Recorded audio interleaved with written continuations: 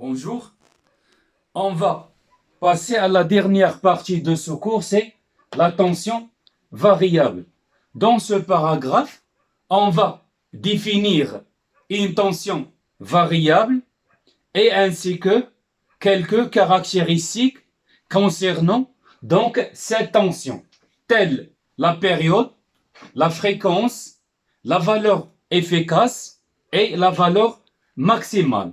Question: qu'est-ce que ça veut dire une tension variable? Ou bien, quand est-ce qu'une tension est variable? Eh bien, tout simplement, une tension est variable si sa valeur varie au cours du temps. Donc, c'est la tension reproduit des valeurs, donc, à la fois positives puis des valeurs négatives. Cette tension est appelée tension alternative. Et si la tension reproduit les mêmes valeurs au cours du temps pendant des intervalles de temps réguliers, on dit que cette tension est périodique, de période bien sûr t. Donc définition: une tension est des variables si sa valeur varie au cours du temps. Lorsque la tension reproduit les mêmes valeurs pendant des intervalles de temps réguliers, elle est dite périodique. Et si la tension prend des valeurs positives puis des valeurs négatives, on dit qu'elle est alternative. Maintenant, on passe à définir quelques exemples concernant une tension variable. Par exemple, une tension sinusoïdale.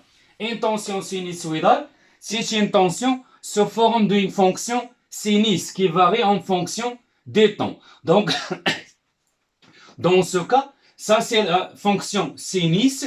Donc, elle prend des valeurs positives puis des valeurs négatives. On dit qu'elle est alternative et que ce phénomène se répète identique pendant des intervalles de temps. Donc, c'est une tension sinusoïdale, variable, alternative et périodique. Donc, tension triangulaire, donc se forme donc dedans d'un C. Donc, ça c'est positive, négative, positive, etc. Donc, c'est une tension aussi alternative. Ou bien, on trouve par exemple tension rectangulaire, donc se forme des carrés. Donc, ces tensions sont délivrées par ce qu'on appelle un générateur à basse fréquence, appelé GBF.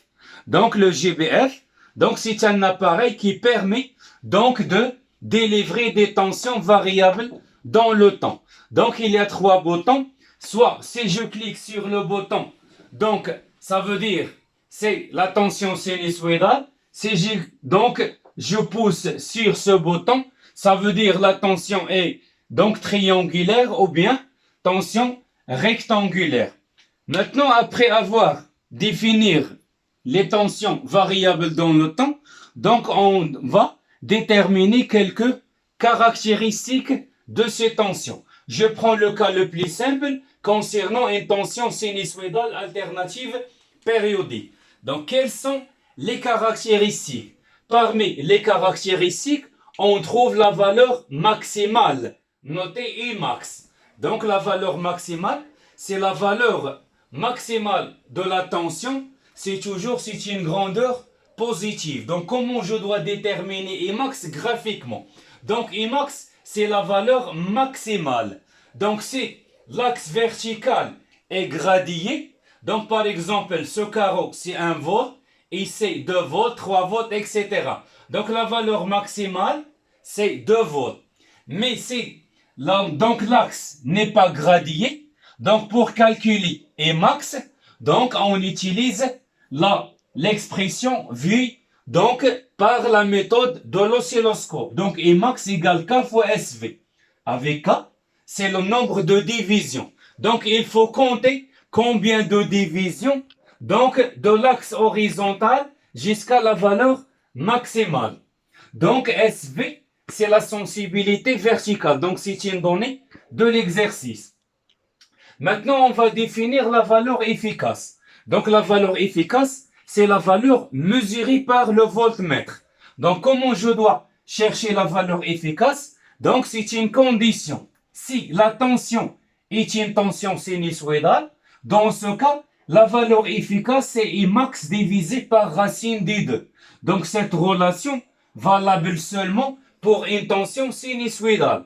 Si vous avez une tension triangulaire, donc la valeur efficace donc est égale à I max divisé par racine de 3. Donc cette expression, c'est pas la peine de connaître par cœur. Donc, ce que je dois connaître, c'est la valeur efficace pour une tension sinusoïdale. Donc, efficace, c'est I max sur racine de 2. Maintenant, il reste donc à définir ce qu'on appelle la période. La période et la fréquence. Donc, ensuite, là, la période. Notez T.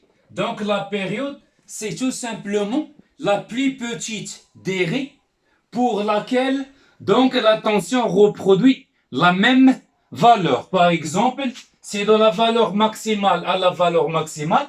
Donc, la durée ici représente la période. Ou bien de la valeur minimale. Donc, ça, c'est une période.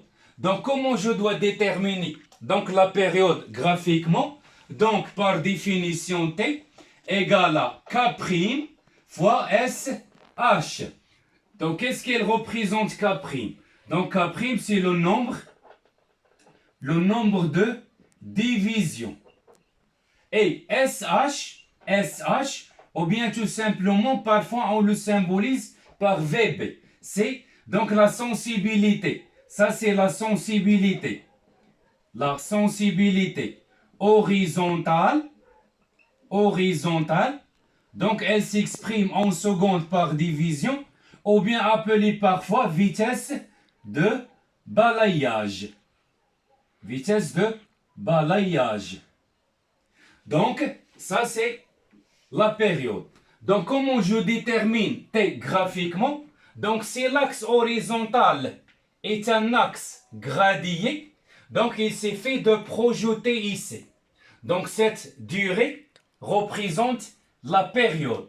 Si vous n'avez pas un axe gradient, donc en utilisant la relation suivante, T égale K' fois SH. Donc, je détermine de ça à ça combien de divisions. Et je dois multiplier par la sensibilité horizontale. Donc, la sensibilité horizontale, c'est une donnée aussi de l'exercice. Maintenant, il reste la dernière partie de ce cours, c'est ce qu'on appelle la fréquence. La fréquence notée petit f. Donc, la fréquence, c'est tout simplement le nombre. Donc, c'est le nombre de périodes,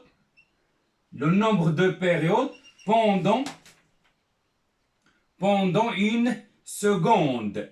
C'est-à-dire, donc, combien ce phénomène se répète pendant une seconde. Donc, ça représente la fréquence. Donc, comment je dois déterminer la fréquence? C'est tout simplement l'inverse de la période. Donc, la fréquence F égale 1 sur T. Ça, c'est la relation qui nous permet de déterminer la fréquence. Avec la période s'exprime en secondes et la fréquence s'exprime en hertz. Donc, c'est l'unité de la fréquence. On peut trouver d'autres unités, par exemple le kilofréquence, le gigafréquence, mégafréquence, millifréquence, etc. Donc, ce sont donc utilisés aussi. Mais ce qu'on s'intéresse, c'est toujours la fréquence s'exprime dans le système international par l'hertz. Donc, c'est l'inverse de la seconde.